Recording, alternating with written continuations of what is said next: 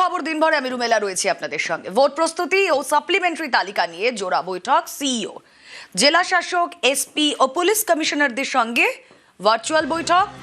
আইন শৃঙ্খলা বাহিনী মোতায়েন নিয়ে এই বৈঠকে আলোচনা হবে এখনো পর্যন্ত আমরা যা জানতে পাচ্ছি।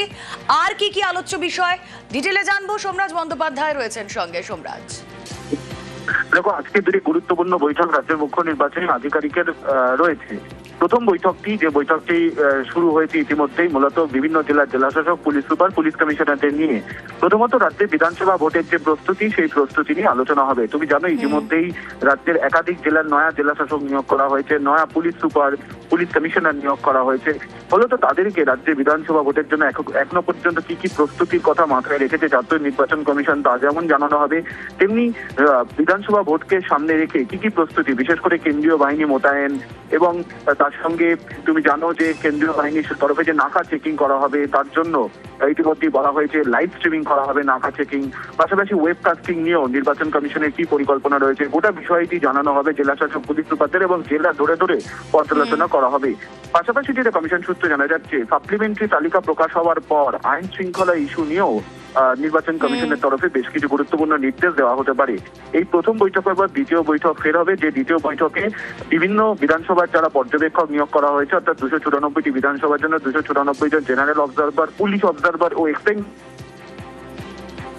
রাজ্যের মুখ্য নির্বাচনী আধিকারিক মনোজ কুমার আগরওয়াল। বেশ,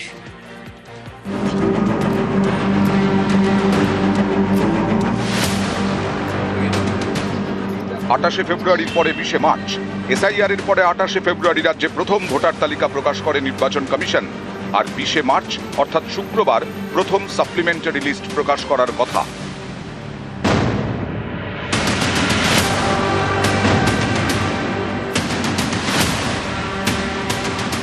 প্রথম ভোটার তালিকা প্রকাশের পর দেখা যায়, খসড়া তালিকা ও প্রথম তালিকা মিলিয়ে বাদ পড়েছে 63,66,952 ভোটারের নাম। বিচারাধীন 60,06,675 জনের নাম। সুপ্রিম কোর্টের নির্দেশে এই বিচারাধীনদের নিষ্পত্তির কাজ করছে বিচার বিভাগ। প্রথম তালিকা অনুযায়ী বিচারাধীন 60 লক্ষ, বুধবার পর্যন্ত প্রায় 23,30,000 নামের নিষ্পত্তি হয়ে গেছে।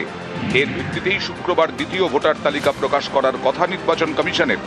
এই তালিকায় প্রায় 8 লক্ষের নাম বাদ যেতে পারে, অর্থাৎ বিচারাধীন 23 লক্ষের নিষ্পত্তি।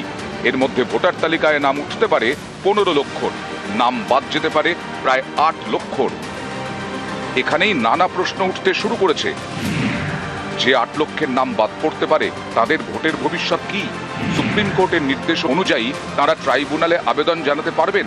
অবসরপ্রাপ্ত বিচারপতিদের নিয়ে আগামী সপ্তাহে ট্রাইব্যুনাল গঠনের সম্ভাবনা। তারপরেই জানা যাবে আবেদন জানানোর প্রক্রিয়া কি হতে চলেছে। ট্রাইব্যুনালের বিচারে কেউ যোগ্য প্রমাণিত হলে তিনি কিভাবে ভোটার তালিকায় নাম তুলবেন? ভোটার তালিকায় নাম তোলার যথেষ্ট সময় মিলবে তো? এসব নিয়ে এখনো নানা ধোঁয়াশা, যা কাটাতে রূপরেখা তৈরি করছে নির্বাচন কমিশন।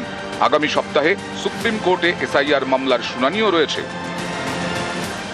কিন্তু সব মিলিয়ে এমন একটা পরিস্থিতি যেখানে ভোটার এখনো নির্দিষ্ট নয়, সেখানে ভোট ঘোষণা এবং প্রার্থীরা ইতিমধ্যে প্রচার শুরু করে দিয়েছে।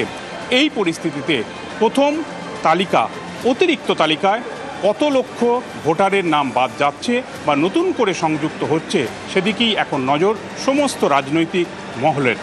ক্যামেরায় সুমন বসুর সঙ্গে অর্ণব হাজরা, নিউজ 18 বাংলা, কলকাতা।